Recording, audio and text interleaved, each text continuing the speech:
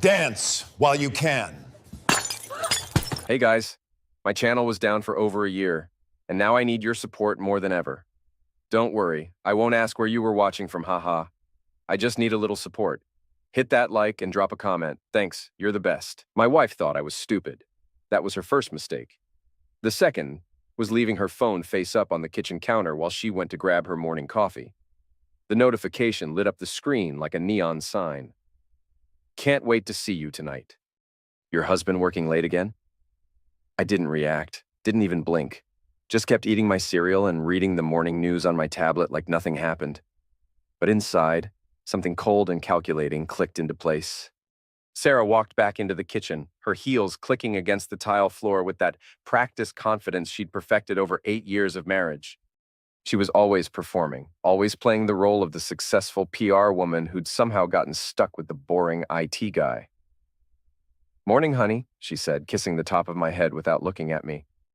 "I've got that late meeting with the Peterson Development Group tonight. Might not be home until after 10. "No problem," I replied, spooning another bite of cereal. "I'll probably be debugging the city's email server anyway." You know how it is. She grabbed her phone, glanced at the screen, and smiled. Not at me, at whatever message she was reading. "Have a good day at work, Dave," she said, already heading toward the door. "You too, Sarah. Hope your meeting goes well." The door closed behind her with a soft click. I sat there for another 5 minutes, finishing my breakfast in the silence of our kitchen. Our kitchen that she'd insisted on redecorating last year. Our kitchen where she'd complained about my lack of ambition just 3 days ago. I rinsed my bowl in the sink and walked to my home office. 20 minutes later, I'd installed a keylogger on her laptop and configured our home router to log all her internet activity. Not illegal when it's your own network and your own devices. I built the city's network. I know exactly where rats hide. By lunch, I had enough evidence to destroy a small country. Sarah wasn't just having an affair. She was having an affair with Tyler Morrison, the city councilman's son who played jazz at the local bars and considered himself Banger's answer to Miles Davis. The messages went back 9 months. 9 months of your loser husband and can't wait to get away from him, and detailed descriptions of exactly what they were doing in room 247 at the Marriott every Tuesday and Thursday, including during our anniversary trip to Bar Harbor. She stepped out for fresh air while I was in the shower. Apparently, fresh air meant 20 minutes of phone closeness with Tyler in the hotel parking lot. "He still thinks I love him," she'd typed to Tyler 2 weeks ago. Like a Labrador that pays taxes. I leaned back in my office chair and stared at the screen.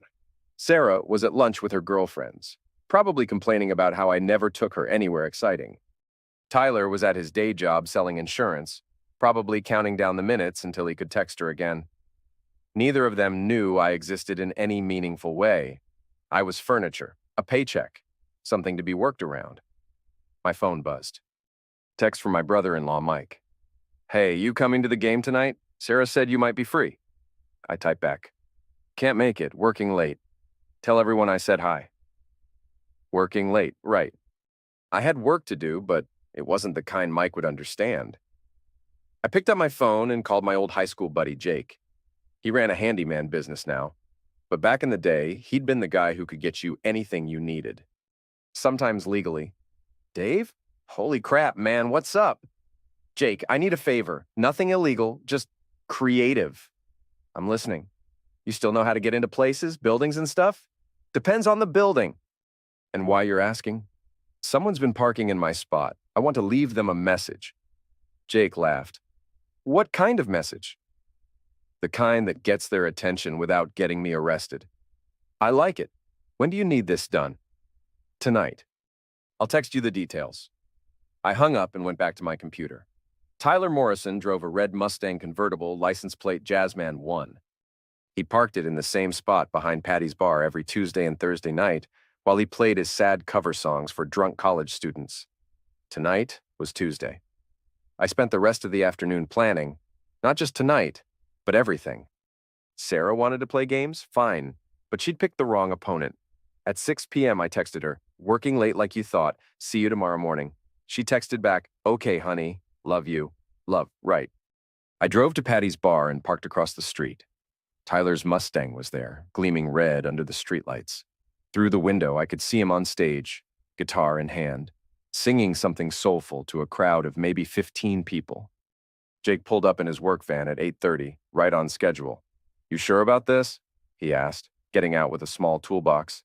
"I'm sure." It took him less than 5 minutes to pop the lock on Tyler's car. I slid a USB drive under the passenger seat and left a note on the dashboard. "Next time you park in my spot, I'll make sure you walk home." The USB contained a single video file. Security footage from our bedroom closet, showing me watching them through the crack in the door. 15 minutes of me standing perfectly still, just watching. No audio, no movement, just me, staring. The message was clear. "I see you. I know where you are. I know what you're doing. Game on."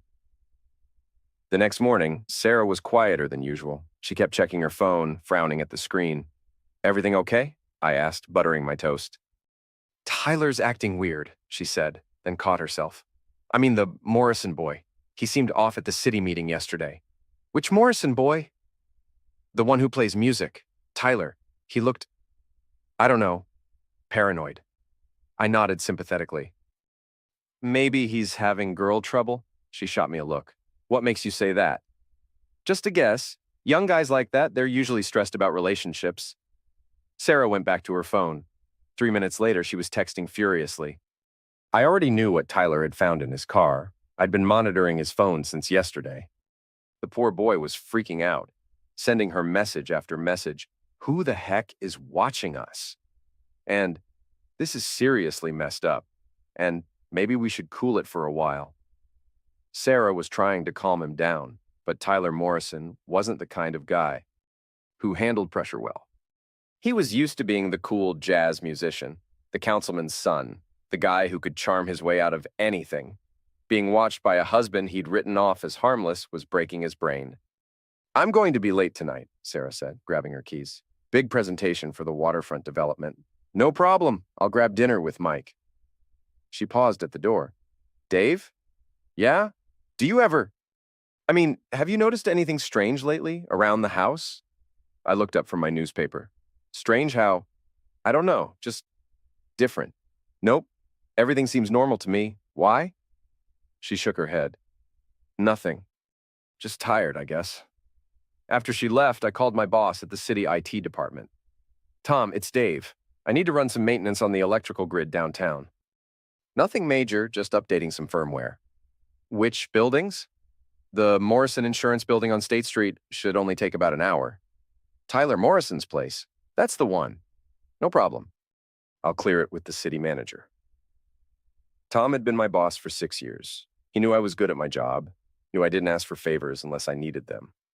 More importantly, he knew I was the guy who kept the city's computers running when everyone else went home.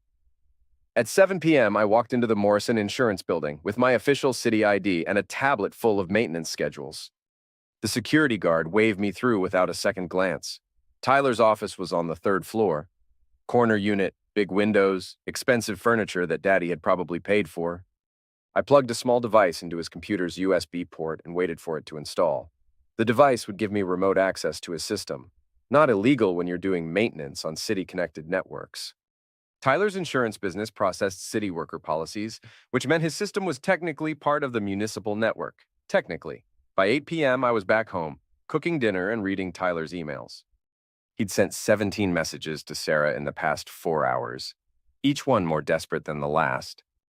"We need to talk. This is getting crazy. I think someone knows.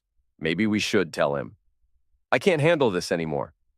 Sarah's responses were getting shorter and more irritated. Tyler was supposed to be her escape from boring married life, not another source of stress. At 9:30, my phone rang. Sarah. "Hey, honey. Running even later than expected. Don't wait up. Everything okay? You sound stressed." "Just work stuff. The Peterson Group is being difficult." "Well, hang in there. I'll see you in the morning." "Love you." "Love you too." I hung up and opened Tyler's calendar. He had a gig at Patty's Bar tomorrow night. Perfect. I spent the next hour researching the bar's sound system. They used a standard PA setup with Bluetooth connectivity, the kind of system that someone with my skills could access from the parking lot. Someone with my skills and a very specific audio file. I'd been recording Sarah and Tyler's phone calls for 3 days now. Not just the conversations, but the other sounds, the moaning, the dirty talk. the audio of them in our bed while I was at work. Tomorrow night, Patty's Bar was going to get a very special musical performance. Thursday night, I sat in my car across from Patty's Bar, laptop open, watching Tyler set up his equipment. He looked nervous, constantly checking his phone, scanning the crowd like he expected someone to jump out of the shadows. Sarah was supposed to meet him after his first set. She'd told me she was having dinner with her mother. At 9 p.m., Tyler stepped up to the microphone. "Good evening, everyone. I'm Tyler Morrison, and I'll be playing some jazz standards for you tonight." He started with Autumn Leaves. Nice choice. Appropriate, considering his world was about to fall apart. I waited until he was halfway through Blue Moon before I activated my little surprise. The music stopped. Tyler looked confused, tapping his microphone. Then the speakers crackled to life. "Oh God, Tyler, yes, right there, harder." Sarah's voice filled the bar, crystal clear and unmistakable. The audio was from Tuesday night when Tyler had called her while I was supposedly in the shower. "You feel so much better than my husband. He's so boring. I can't stand it when he touches me." Tyler's face went white. He lunged for his equipment, trying to shut off the speakers, but I'd locked him out of the system. "Tell me what you want to do to me. I'm so wet thinking about you. Dave has no idea. He's so pathetic." The bar had gone completely silent. Every eye was on Tyler, who was frantically pressing buttons and pulling cables. The audio kept playing. "I wish I'd never married him. You're so much better, so much bigger. I fake it every time with Dave." Someone in the crowd laughed, then someone else. Within 30 seconds, the entire bar was howling with laughter while Tyler Morrison stood frozen on stage, listening to his lover describe exactly what she thought of her husband. The audio cut out. Tyler grabbed his guitar and ran for the exit, pushing through the crowd of people who were now taking pictures and videos with their phones. Sarah's car was pulling into the parking lot just as Tyler burst out the front door.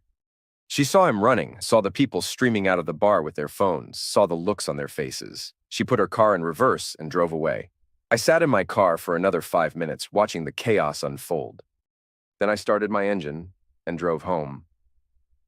Sarah was already there when I arrived, sitting on the couch with a glass of wine, staring at her phone.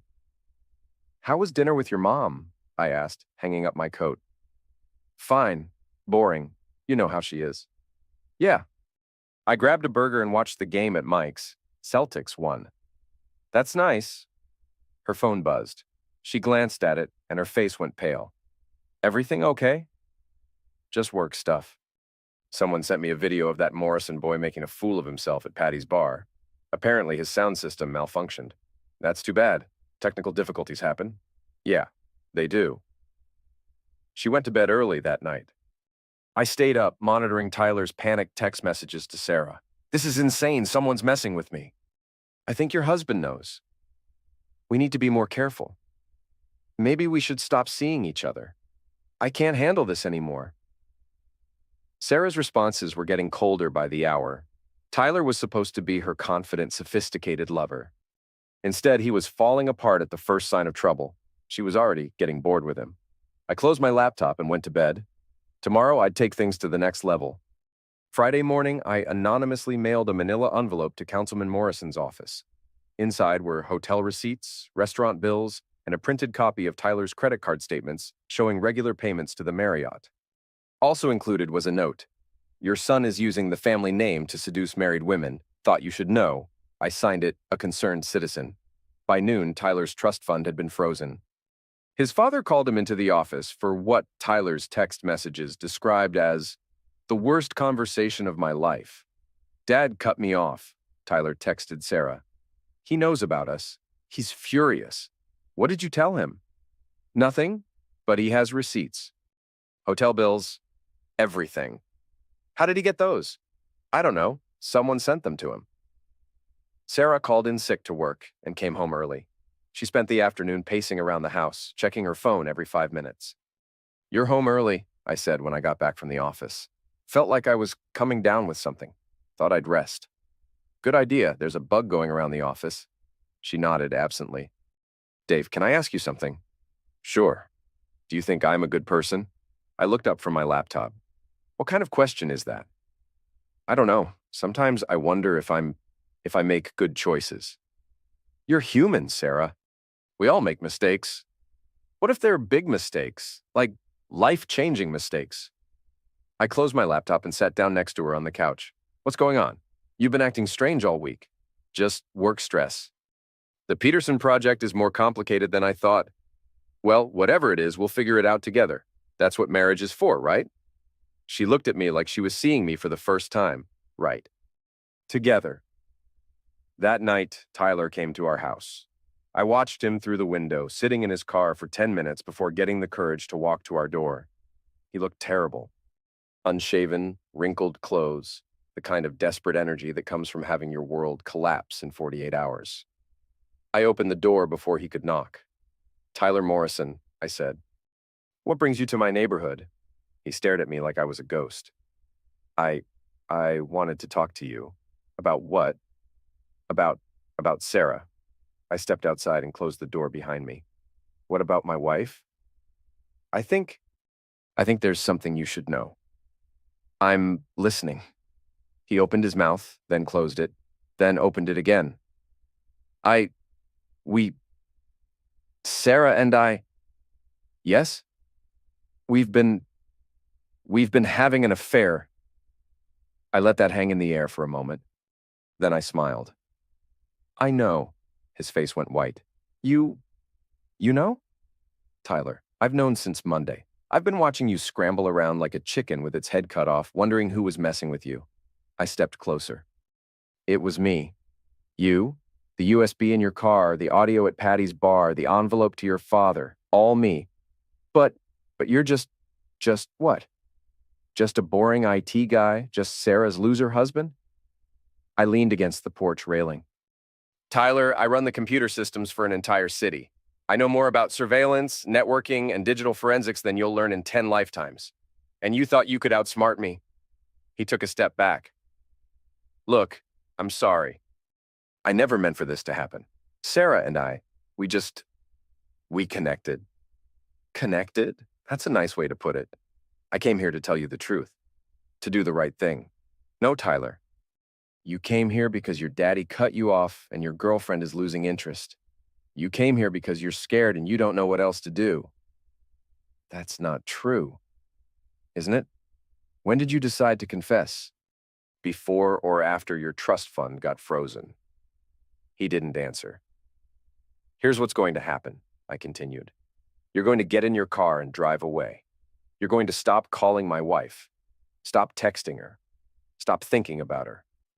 And if I see you anywhere near my house or my wife again, I'll make sure everyone in this town knows exactly what kind of man you really are. You can't threaten me. I'm not threatening you, Tyler. I'm educating you. There's a difference. I walked back to my door. Oh, and Tyler, you might want to find a new place to play music. I heard Patty's Bar is looking for someone with better technical skills. I went inside and locked the door. Tyler stood on my porch for another minute, then got in his car and drove away. Sarah was waiting in the living room. Who was that? She asked. Tyler Morrison. He wanted to apologize for something that happened at his insurance office. City network glitch? Oh, that's weird. Why would he come here? I guess he felt bad about the inconvenience. She nodded, but I could see the wheels turning in her head. I'm going to bed early. I'm still not feeling well. Good idea. I'll be up in a few hours. After she went upstairs, I opened my laptop and started the next phase of my plan. Saturday morning, Sarah asked for a divorce. I can't do this anymore, Dave. I'm not happy. I haven't been happy for a long time. We were sitting at the kitchen table, the same place where I'd first seen Tyler's text message 6 days ago. She'd made coffee and toast, like this was just another morning conversation. Is there someone else? I asked. No, this is about us, about what we've become. What have we become? Strangers, roommates. We don't talk anymore, don't laugh together. We're just going through the motions. I sipped my coffee. You're probably right. She looked surprised. You agree? Sarah, I've watched you check out of this marriage for months. You're miserable when you're here. You light up when you talk about work, about your friends, about anything that doesn't involve me. I didn't think you noticed. I notice everything. It's part of my job. So you're okay with this? With getting divorced? I set down my coffee cup. I'm okay with whatever makes you happy. But I have some conditions. Conditions? I keep the house. You can have the car, the furniture, whatever you want. But the house stays with me. Dave, we bought this house together. I have equity in it. Check the deed, Sarah. Check the mortgage documents. Everything's in my name. You wanted me to handle the paperwork because you were too busy with work, remember? Her face went pale. That can't be legal. It's perfectly legal. You signed the papers. I have copies. But that's not fair. Fair? You want to talk about fair? I leaned back in my chair. You've been sleeping with Tyler Morrison for 9 months. You've been lying to me, mocking me, planning your escape while I paid the bills and did your laundry. And now you want to talk about fair? How do you know about Tyler? I told you. I notice everything. She started crying. Not the pretty tears she used when she wanted something, but ugly, desperate sobs. Dave, I'm sorry. I never meant for this to happen. Tyler and I, we fell in love. No, Sarah, you fell in lust. There's a difference. I was going to tell you. I was trying to figure out how. By asking for a divorce without mentioning him? That was your plan? I didn't want to hurt you. Too late for that. She wiped her eyes. What do you want from me? I want you to be honest. For once in your life, just be honest. Fine. Yes, I'm in love with Tyler Morrison. Yes, we've been having an affair. Yes, I was going to leave you for him. Are you happy now? Getting there. So what happens now? Now you call Tyler and tell him the good news. You're free to be together. No more sneaking around. No more lies. Just pure, honest love. You're being sarcastic. Am I? Go ahead. Call him. Tell him you're getting divorced and you can finally be together. She picked up her phone, then put it down. I can't. Why not? Because he's not ready for that. His father cut him off. He's stressed about money. This isn't a good time. So you're saying Tyler Morrison is fine with screwing another man's wife, but he's not ready for the responsibility of actually being with her? It's complicated. No, Sarah, it's simple. Tyler wanted the excitement of an affair without the commitment of a relationship, and you wanted the thrill of cheating without the consequences of leaving. That's not true. Then call him. Prove me wrong.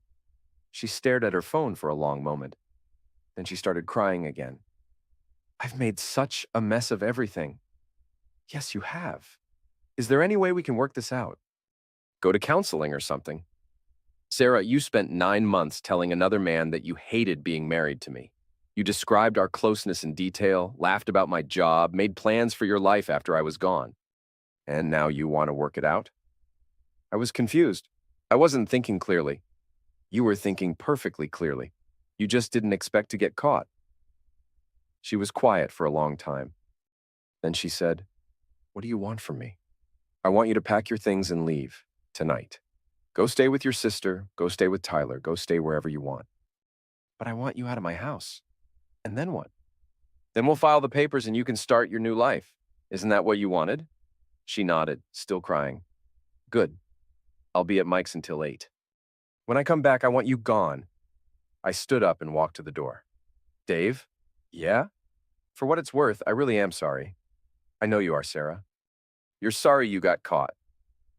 I spent the afternoon at my brother-in-law's house, watching football and drinking beer. Mike didn't ask questions, just handed me a cold one and turned up the volume. You want to talk about it? He asked during halftime. Sarah's leaving me. I'm sorry, man. You okay? I'm fine. Better than fine, actually. That's a weird reaction to your wife leaving you. It's been a weird week. Mike nodded. You need anything? Place to stay? Someone to talk to? Nah, I'm good. This is probably the best thing that could happen to me. If you say so, I do. At 8 p.m., I drove home. Sarah's car was gone. The house was empty except for a note on the kitchen table. I took some clothes and personal items. I'll come back for the rest later. I'm staying at Rachel's. I'm sorry about everything. I crumpled up the note and threw it away. Then I opened a beer and sat on my couch in my house, in my life that was finally mine again. My phone buzzed. Text from Tyler. Is it true? Are you really getting divorced? I typed back, yes. She's all yours now. Good luck. He didn't respond. I spent the evening cleaning house, literally and figuratively. I changed the locks, canceled her credit cards, and removed her from all the accounts. Then I sat down with my laptop and started phase 2 of my plan. Sarah thought the divorce was the end of the story. She was wrong. It was just the beginning. Monday morning, I called Sarah's boss.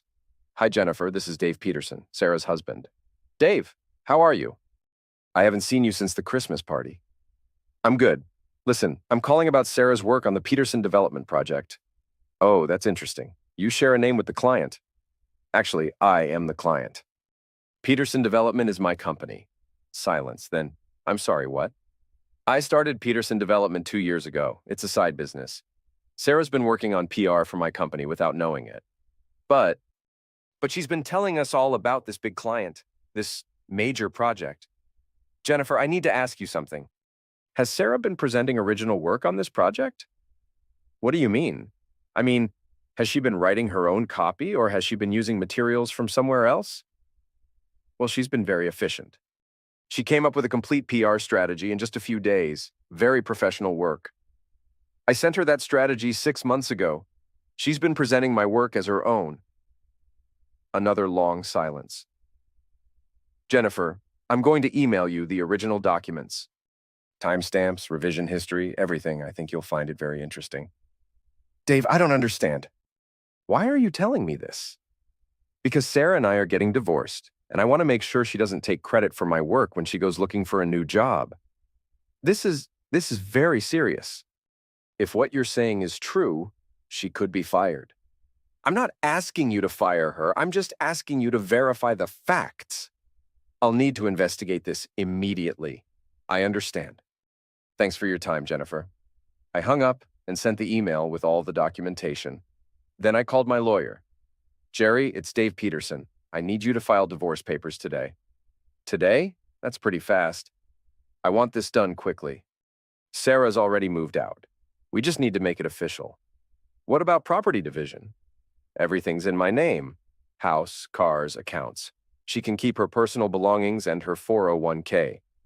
Dave, that seems pretty one-sided. Are you sure she'll agree to this? She doesn't have a choice. I can prove she's been committing adultery. In Maine, that affects alimony and property division. You have proof? I have 9 months of text messages, hotel receipts, and recorded phone calls. She's been having an affair with Tyler Morrison. The councilman's son? That's the one? Jesus, Dave, you've been busy. I'm just getting started. After I hung up with Jerry, I called my friend at the Bangor Daily News. Hey, Lisa. It's Dave Peterson. I have a story for you. What kind of story? Public corruption, conflict of interest, a city councilman's son using his position to gain access to married women. That's a pretty serious accusation. I have documentation. Hotel receipts paid for with city development funds. Text messages discussing city business. Audio recordings of confidential information being shared. Are you sure about this? I'm sure. The question is, are you interested? I'm interested. Can you meet me this afternoon? I'll be there. I spent the rest of the morning putting together a comprehensive file on Tyler Morrison. His use of city resources, his access to confidential information through his father, his pattern of targeting married women connected to city business.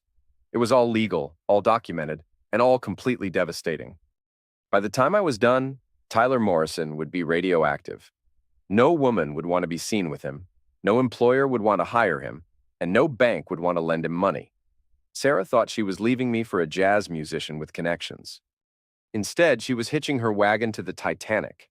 At 2 p.m., I met Lisa at a coffee shop downtown. She reviewed my documentation for an hour, asking questions and taking notes.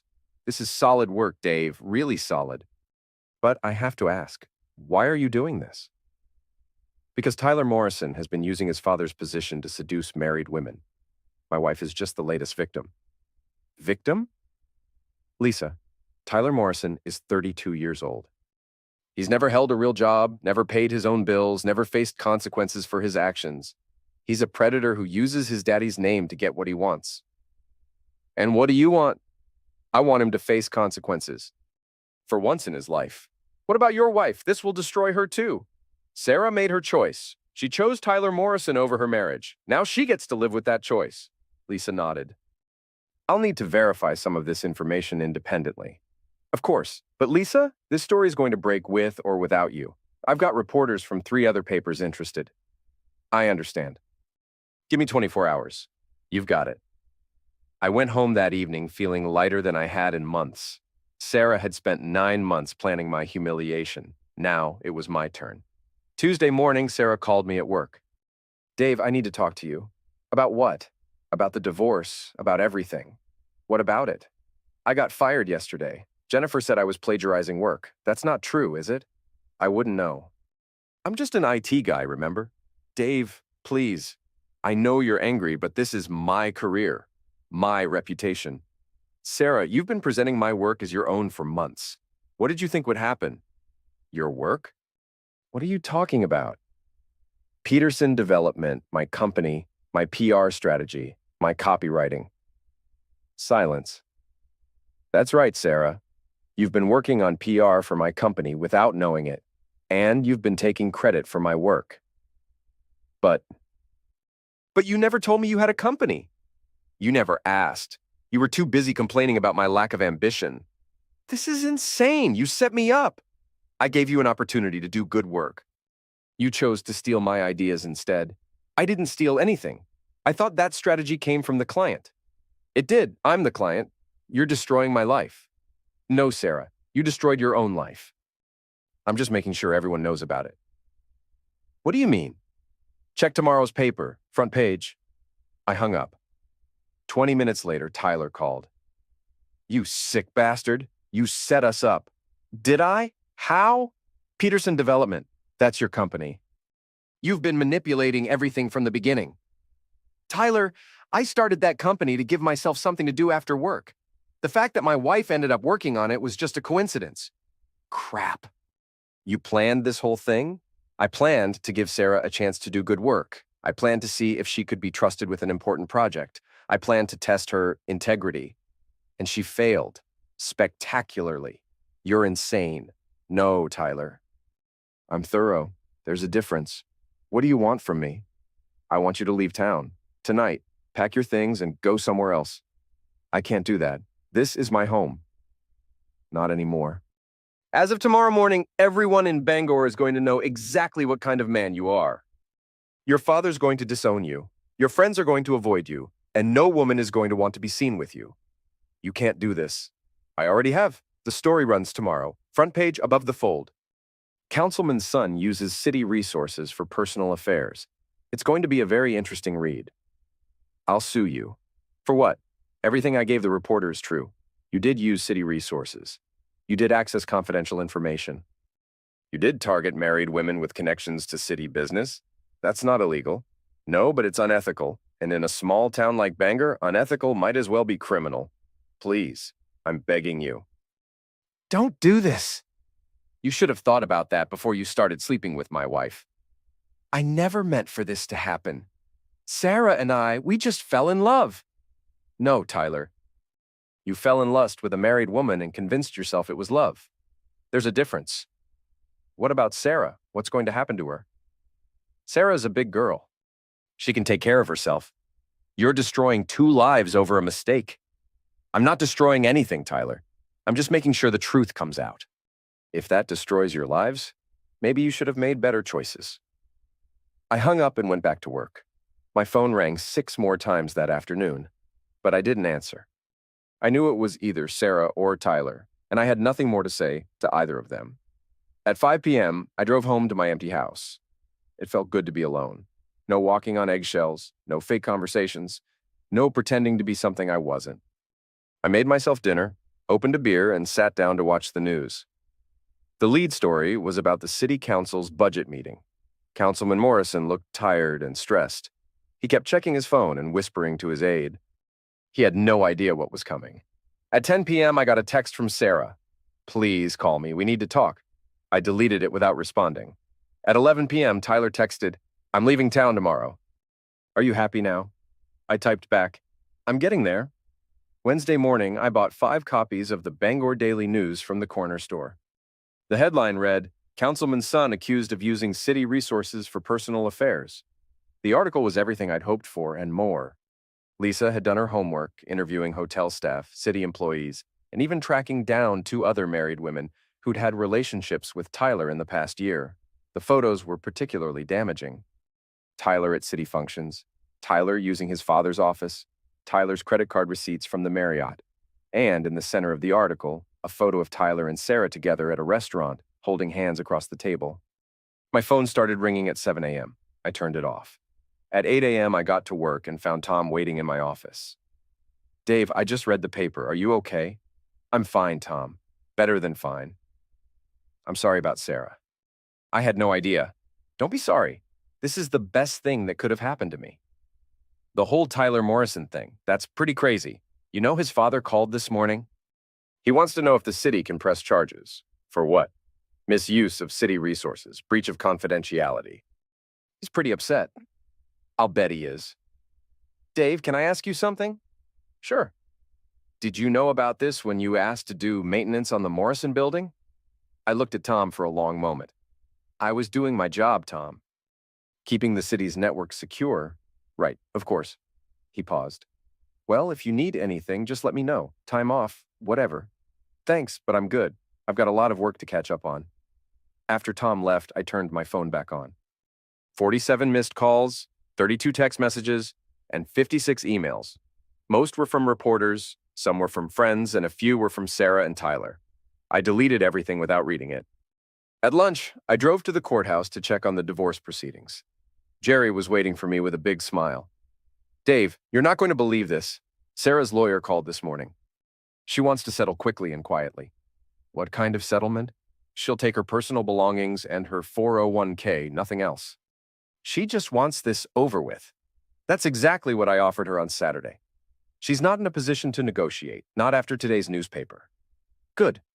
When can we finalize this? End of the week, if she signs the papers. Perfect.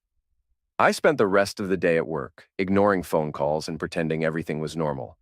But I could feel people watching me, whispering about me. Some looked at me with pity, others with admiration.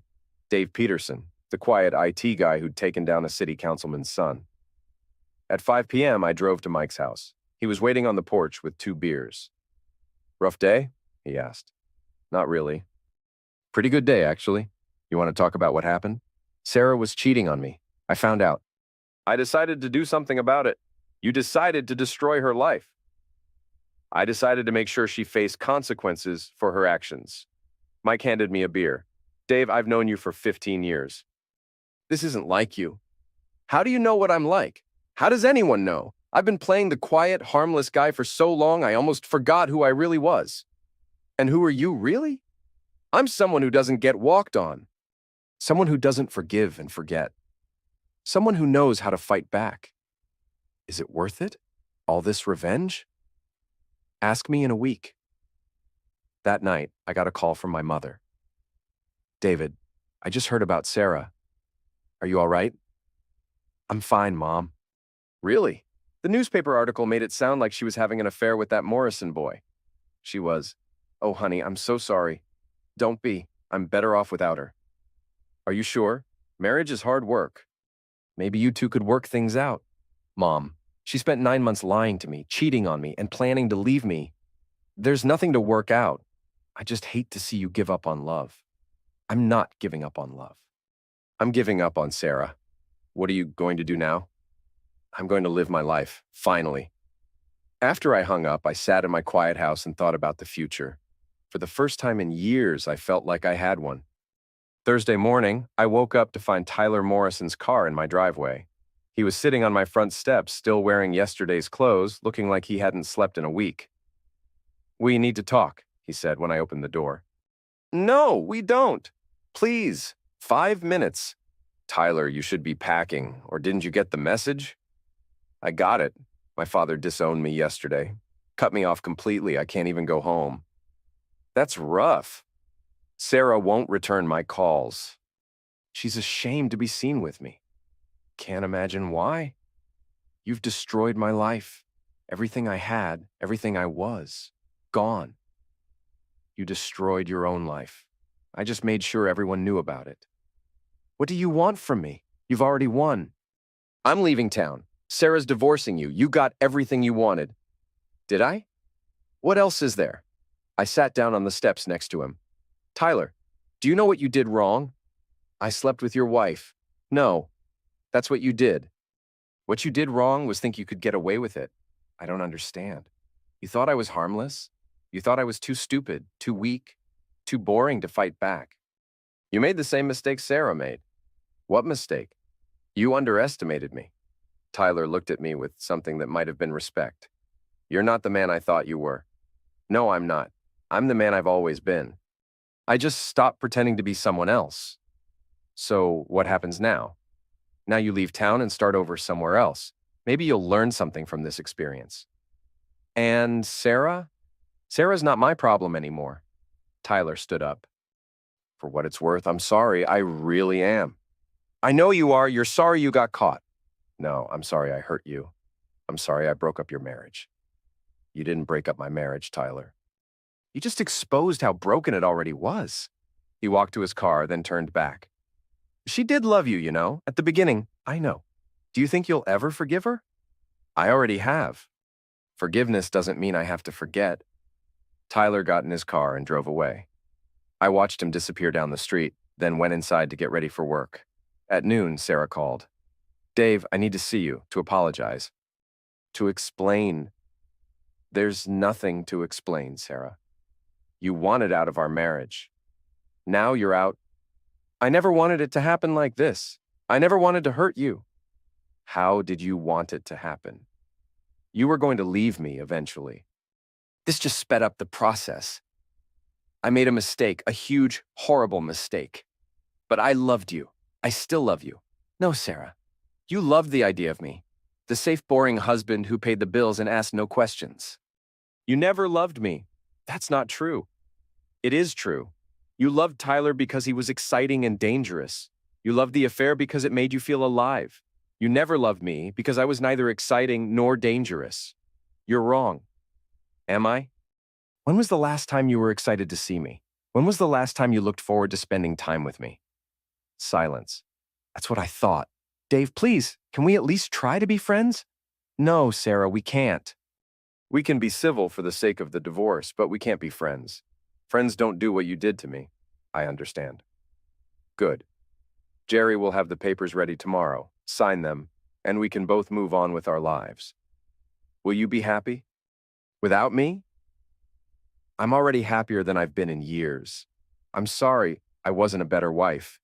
I'm sorry I wasn't a better judge of character. I hung up and went back to work. My phone rang twice more that afternoon, but I didn't answer. I was done talking. Friday morning, I met Jerry at the courthouse. Sarah was already there with her lawyer, looking small and defeated. She'd lost weight and her hair was pulled back in a messy ponytail. She wasn't wearing makeup. Mr. Peterson, her lawyer said, my client would like to address you directly. I looked at Sarah. Go ahead. I want you to know that I'm sorry, not just for getting caught, but for what I did, for the lies, the betrayal, everything. You didn't deserve any of it. No, I didn't. I know you'll probably never forgive me, but I hope someday you'll understand that I never meant to hurt you. Sarah, intent doesn't matter. Results do. And the result is that you destroyed our marriage for a guy who ran out of town the minute things got difficult. I know. Do you? Because I don't think you do. I think you're sorry this happened, but I don't think you're sorry you did it. What's the difference? The difference is that if you could go back in time, you'd be more careful. You wouldn't stop the affair. You'd just hide it better. She didn't deny it. Let's just sign the papers, I said.